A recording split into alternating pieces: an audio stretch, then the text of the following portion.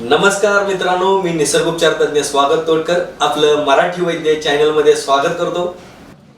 जगात पैसा कुणीही कितीही मिळवू शकतो, पण पैशावरती आपली तब्येत किंवा आपलं आरोग्य चांगलं ठेवता येत नाही. हे माहिती आहे का सगळ्यांना? बऱ्याच लोकांना वाटतं त्याच्याकडे काय पैसा आहे, त्याला काही कमी आहे. बरोबर आहे, त्याला आजार पण काही कमी नाही, भरपूर आजार आहे. पैसा आणि आरोग्य या वेगवेगळ्या संपत्ती आहेत. हे माहिती आहे ना तुम्हाला? 10 तोळे दागिने घेतल्यावर ताप जातोय का? जाणार नाही का? काही उपयोग नाही. तर सगळ्यांना परत एकदा नमस्कार. आवाज येऊ दे जरा असा.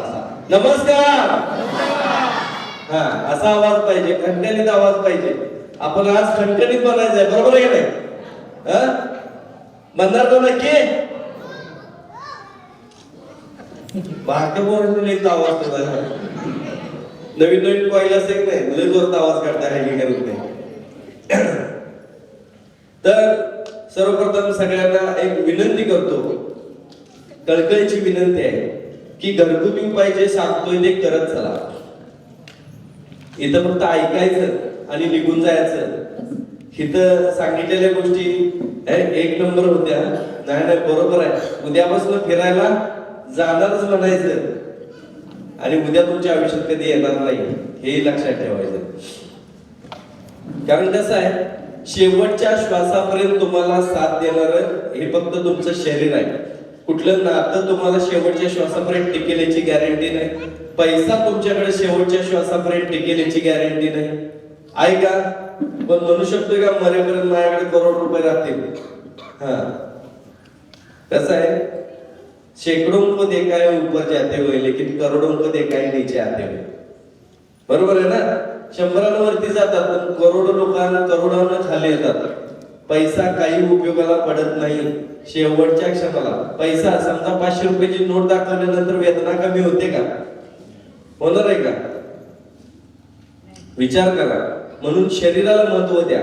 माणसं महिलांचे तुम्हाला तर साष्टांग दंडवत आहे. ते शरीराला महत्व द्या म्हणलं का नाही, कशाला महत्व देतात माहिती आहे? गोर दिसायला. बघा, पटलं गेलं की गोर दिसायला. मी गोरी कशी दिसेल?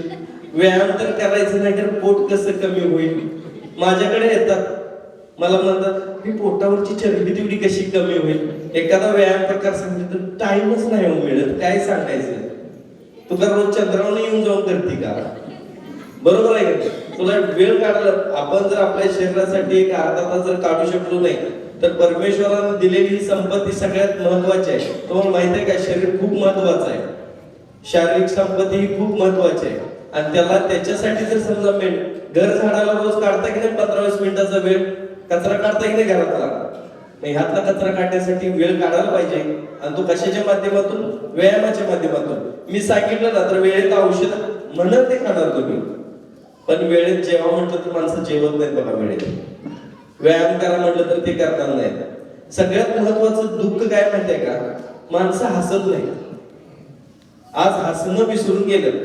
काय असू दे, हे महिला मंडळ तरी टीव्ही वरती नुसता गंभीर सीन असतं तेवढं बघतात. बघा, बाई रडायला लागली ही पण काय बाई करून. तिच्या जेवढं सासू सुनेची भांडणं असतात, जेवढे तिडे असतात ना, तेवढं बघण्यासाठी असं करून बाई बसलेली असते. जेवढं गंभीर असतं तेवढं हसायचं कोण कमीच बघतंय, ते हसत नाही. मेन म्हणजे तर पाया पडतो, हसत राहा. आयुष्य परत नाही. गेलेला आयुष्यातला एक क्षण तुम्ही परत आणू शकत नाही, हे लक्षात घ्या.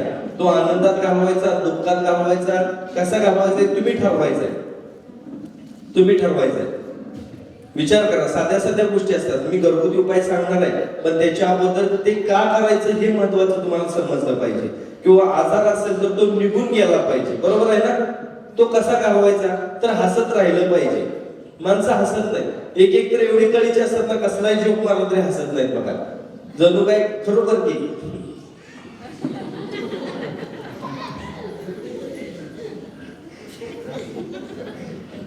असं बसलेले असतात. महिला मंडळ तरी काय सांगायला नको, तोंडाचा चंबू करून ना टीव्ही बघतात.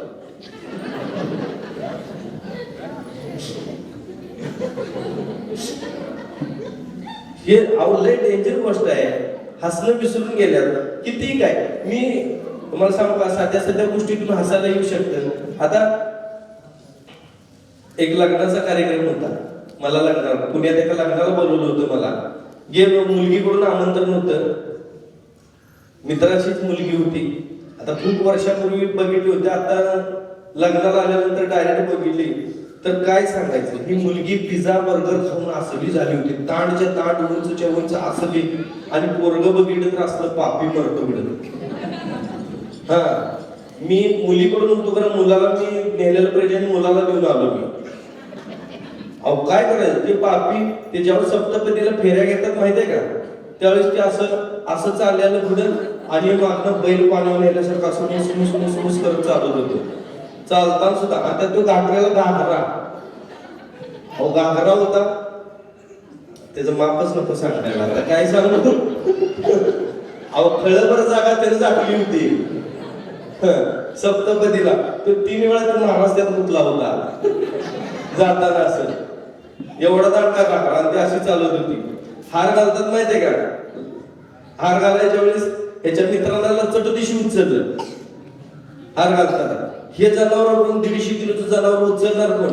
प्रत्येक मुलीचा मामा कुठे गेला, मुलीचा मामा या. मुलीचा मामा म्हणला मला मुलगा आहे, पुण्या बाहेर ती माझ्या यायला उचलतात. लय डेंजर होतं. काय सांगू, अशी पद्धत असते. साध्या गोष्टी असतात. आता नवरा बायकोच ना आता किती प्रेमाचं आहे सांगा, प्रेमानं राहायला पाहिजे का नाही. पण शेजारच्या बाईनं भाजी दिली की नवऱ्याला कौतुक असते, रोज करून घालते तिचं कौतुक नाही. सगळ्या बायकांना एक प्रश्न आहे, खरं सांगायचं, आज भाजी काय करायची प्रश्न आहे का नाही तुम्हाला? कारण हे जनावर काय खायला माहित नाही. त्याला काय जरी केलं, शेजारच्या बाईनं कारल्याची भाजी दिली तर याला आवडते. काय तिच्या हाताला चव आहे, त्याला कडवा येते तरी त्याचं कौतुक आहे. आणि बायको रोज आपलं चांगल्या भाज्या करते, त्याचं कौतुक नाही. हे प्रत्येकाचं आहे. नवरा बायको प्रेम कधीतरी म्हणावं तुझ्या हाताला चवच भारी आहे म्हणून तर बघा, फक्त तुम्ही दिल्या का बघा, नाही तर आम्ही परत बनायचं. तुझ्या हाताला चवच भारी आहे म्हणा की बघा. बायको रोज नवीन करून गायला घालते. नवरा नाही तर कसं असते माहिती आहे, मेल्यावर बायका रडत नाही. माझं पटत नसलं तर मरून बघा, होय नुसता पदर अडवायला होती मग आता कसं. आणि जाळीकडे बघते कोण आल्यात, कोण पदरा जाळीत कोण आल्यात, कोण आल्यात आहे का नाही. आता कसं शेजारची बाई म्हणली का नाही, ते बायका एक बोलवायला तर नाही, ते एक जरा डेंजर असतं बघा. इथं गप रड गप. आता गप कसं रडायचं सांग, गप कसं रडायचं. मग त्या तोंडानं बोल. मग कशानं बोलत होती मगापासून, कशानं बोलत होती.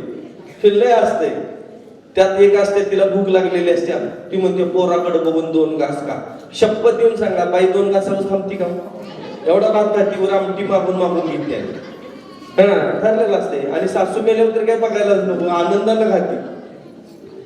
लक्षात घ्या, हे आजारी असल्यानंतर बेटर. तुम्हाला वाटत असेल नाही माझी मैत्रीण तशी नाही. तुम्ही आजारी पडा, तुमची मैत्रीण बिस्किटचा पुडा घेऊन येते का नाही, त्यावेळेस बघा किती भीती घालते तुम्हाला. आपले मित्र तरी अरे काय अंगावर काढून बसले का, तुला काय समजतंय का नाही, तुला काय झालं तर ते बघू इस्टेट नावा करून काय झालं तर बघतो माझं मी, जमतंय का? कोणाचं नसतंय. अहो तुम्ही गाडी घेतली तर तुम्हाला उलट येऊन नंतर अरे कशाला ही घेतलीच मारतात, ती घ्यायची का नाही. कसली गाडी घ्या. आणि आम्हाला लय भारी आपल्याला काय असतं माहितीये का, सगळ्यात महत्वाचं गाडी घेतली की सगळ्यांनी बोलवायचं हळदी कुंकवाला. वहिनी या की गाडी घेतल्या. वहिनीला राग आलेला असतोय, तुम्ही गाडी घेतली तिला बघावलेलं नसतंय. आपण पण ओळखायचं असतंय. ते प्रत्येक टिकलीला शिव्या द्यायच्या, ह्याच्या गाडीचा रंग उडावून म्हणते, ह्याच्या गाडीवर ईज पडावी. दिलेला पेढा खात नाही, वहिनी घरला घेऊन जाते, खात नाही बघा. असोच चला आपण मैत्रिणी जे बघायला येतात ना तुम्हाला आजारी पडल्यानंतर, त्या लय असतात बघा. काय गो राधा माझी कशी होतीस, कशी झालीस तू बघा. शपथ देऊन बघायचं, त्यांच्या डोळ्याला पाणी असतंय का? अजिबात नसते. कशी होतीस, काय झालं ग, काय असं कसं ग केलं. कुठल्या तरी डॉक्टरचा पत्ता देणार, तिकडे पैसे घालायला लावणार, म्हणा तिकडे तोडकर डॉक्टर चांगला आहे तिकडं जा, ते जवळ आहे का, ते कोल्हापूरला आगत जा, तिथं बरं होते म्हणून सांगणार. तोडकर डॉक्टर बसलेलेच आहे, तुम्ही घेऊन यायचं आणि आम्ही घ्यायचं. याच्या पलीकडे काय बरोबर आहे का ना? फुकट आहे का सगळ्या गोष्टी?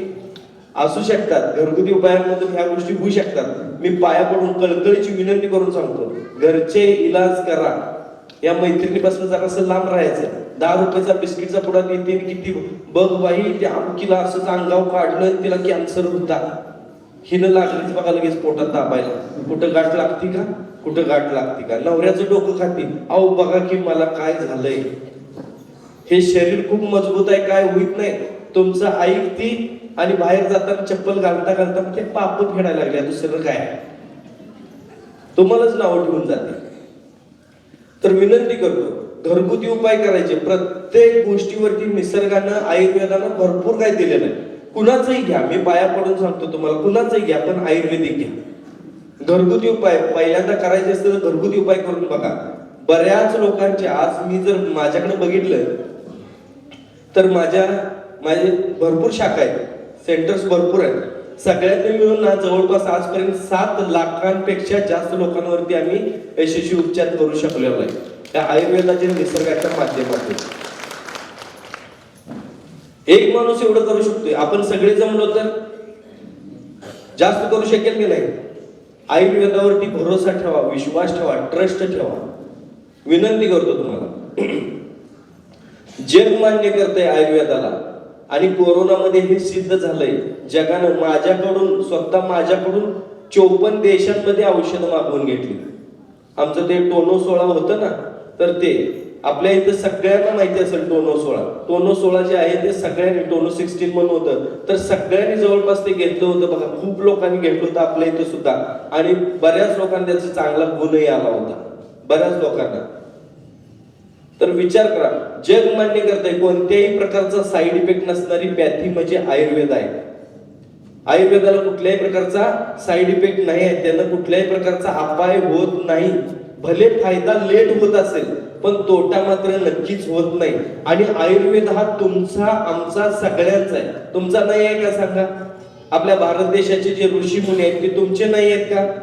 त्यांनी जे लिहून ठेवलं ते माझ्या एकट्यासाठी ठेवलंय का? तुमच्यासाठी नाही आहे का ते? त्याच्यावर समजा ते वाचून मी माझ्यावरती उपचार करून घेतले, मी बरा झालो, तुम्ही होणार नाही का?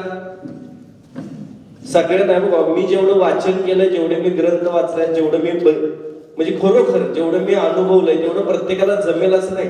म्हणून तर मला जेव्हा समजलं तेव्हा मी ह्या पॅथीचा प्रसार आणि प्रचार करायचं ठरवलं. खरोखर मी पाया पडून सांगतो, कळकळीची विनंती आपल्या सगळ्यांना, तुम्ही खरंच बघा की ही पॅथी खूप चांगली आहे. आयुर्वेदाला साईड इफेक्ट नाही, हा तुमचा आमचा आहे, आजूबाजूला सगळीकडे. आता मला वाटतं पाटील साहेबांच्या इथं, मला आपले पोलीस पाटील साहेब होते ना, त्यांच्या घरी मला तिथं नेलं होतं. त्यांच्या घरी जायच्या अगोदर मी सगळं बाजूचा त्यांचा परिसरच बघत होतो. कडुलिंबाचं झाड किती जुनं होतं माहिती आहे, त्यांच्याकडे किती मोठं होतं, पांढरी रुई होती तिथं. आता कडुलिंबाचं जर म्हटलं तर आयुर्वेदात कडुलिंबाला खूप महत्व आहे. बघा की जर तुम्हाला ताप आला असेल तर कडुलिंबाच्या पाण्याने आंघोळ करायचे. कडुलिंबाचं पाणी काय करायचं, पाण्यामध्ये कडुलिंब टाकायचा, उकळवायचा. अंगदुखी असू दे, ताप असू दे, सर्दी असू दे, खोकला असू दे, सगळं गायब होऊन जाते. करून तर बघा. आता महिलांना बघा, केस गळतीचा फार प्रॉब्लेम असतो महिलांमध्ये. केस गळतीसाठी बऱ्याच महिला, माझ्याकडे तर एवढा म्हणजे अगदी सांगायचं तर लोंढाच असतो माझ्याकडे. तर हे केस गळतीचं जर तुम्हाला थांबवायचं असेल तर साधं खोबरेल तेल घ्यायचं, त्याच्यामध्ये कडुलिंबाची भरपूर पानं घालायचे, त्याच्यामध्ये परत आवळा घालायचा. आणि हे जर समजा तुम्ही तेल काही करायचं नाही जास्त, लय झालं तर जास्वंदाची पानं किंवा फुलं, जास्वंदाची पानं 2, कडुलिंबाची पानं भरपूर, खोबरेल तेल आणि आवळा माहिती आहे ना, आवळा तो चिरून त्यात टाकायचा. हे जर तुम्ही केलात तर बऱ्यापैकी तुम्हाला केस गळती एकदा जर लावलं, आठवड्यातून 2च वेळा लावायचं, रोज लावायचं नाही. कारण एकदा लावलं तर ते 3 दिवस त्याच्यावरती काम करायला लागते, त्याला काम करू द्यायचं. एकदा लावलं की 3 दिवस ते चालतंय. तर अशा पद्धतीने आठवड्यातून 2च वेळा जर लावला तर केस गळती पूर्ण थांबून जाते. करून बघा आणि मग सांगा. इतकं साधं सोपं आहे. त्याच पद्धतीने कडुलिंबाची साल जी आहे, कडुलिंबाच्या खोडाची साल, ती जर समजा तुम्ही उगाळून जखमेवरती लावली, आता आपल्याला कुठेही जखम होते, कधी भासतंय तर कधी पडल्यानंतर कुठेतरी गुडघ्याला लागतंय, कुठं खोपराला लागतंय, जखम होते बघा, तर ह्याच्यावरती सुद्धा तुम्ही कडुलिंबाची साल जर उगाळून लावलात ना तर ती जखम लगेच भरून येते. करून तर बघा, करून बघा. कडुलिंबाच्या काडीने जर दात घासले तर दात एवढे मजबूत होतात, छान होतात. मेन म्हणजे पूर्वी असं तुम्हालाही माहिती असेल, आता कोण घासतं का घरी? कुणी नाही. कडुलिंबाच्या काडीने दात, मी म्हणतो आठवड्यातून एकदा, 15 दिवसातून एकदा तरी करायला काय हरकत आहे? कडुलिंबाच्या काडीने दात घासून बघा, हे दातांचं किडणं वगैरे आहे ना, हे बऱ्यापैकी कमी होऊन जाते.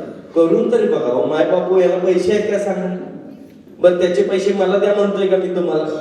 आम्ही येण्या जाण्याचे पण पैसे घेत नाही. कार्यक्रमाला कुठं आयोजन, आता व्याख्यानाला आलो ना, 1 रुपया खर्च नाही माझा. मी 1 रुपया कोणाकडून घेतला नाही. कुणीही सांगू दे की माझ्याकडून हिने खर्च घेतला, माझ्याकडून हे पैसे घेतले, तुम्ही सांगाल ते. आता कोल्हापूर ते तुमचं गाव बघितलं तर 500 किलोमीटर पेक्षा पण जास्त आहे. येणं जाणं 1000 पास करून जात आहे. साधा विचार करा की किती डिझेल लागला असेल, किती पेट्रोल लागला असेल. बरं, त्याच्याबरोबर येणं काय एवढं सोपं आहे का? एवढा सगळा लवाजमा घेऊन यायची, एवढी माणसं घेऊन यायची, यांचे पगार मी तुमच्याकडे मागत नाही, मी कुणाकडे रुपया मागत नाही. फक्त एवढंच सांगतो की आयुर्वेद जाणं आणि आयुर्वेद माना, आयुर्वेदाच्या प्रसार प्रचारासाठी मी इतकं करतोय. हो का? पैसे तुम्ही म्हणणार तुम्हाला मग परवडते कसं? मला लय परवडतं, कारण मी लय श्रीमंत आहे. मी लय श्रीमंत आहे, मला लय म्हणजे लय परवडतं. माझी श्रीमंती मी इथं पण दाखवू शकतो. बघायची आहे का तुम्हाला माझी श्रीमंती? मी लगेच सांगतो. ज्या युगामध्ये, ज्या जगामध्ये स्वतःची मुलं सुद्धा आपल्या आई वडिलांचं ऐकत नाही, त्या जगामध्ये, त्या युगामध्ये एवढी सगळी माणसं माझं ऐकायला येतात, ह्याच्यापेक्षा श्रीमंती काय पाहिजे? हो, हा विश्वास म्हणजे माझी श्रीमंती आहे. आणि हा फक्त माझ्यावर न ठेवता हा आयुर्वेदावरती ठेवा. एक वेळ माझ्यावर नाही ठेवला तर चालेल, पण आयुर्वेदावरती ठेवा, निसर्ग उपचारावरती ठेवा. हा तुमचा आहे. मला सांगा, झाडाखाली गेल्यानंतर एखादा माणूस पापी आहे, झाड लगेच तिची सावली काढून घेते का? पुण्यवंताला पण तीच सावली आहे. एखादा माणूस पापी, आता पाप पुण्य आपण नाही ठरवायचं, पण एखादा वाईट माणूस जरी गेला, एखादा चोरी करून जरी गेला, तरी त्याला तीच सावली आहे. सावलीत बदल आहे का? निसर्ग कुणातही बदल करत नाही. गरीबाच्या शेतावरही पडतो आणि अगदी धनवंताच्या पण शेतावरती पाऊस पडतो. हा, पण त्याच्या मनात आलं तर सगळ्यांना मात्र तो, कोविड मध्ये आपण बघितले की घरातही बसायला लावतो की नाही?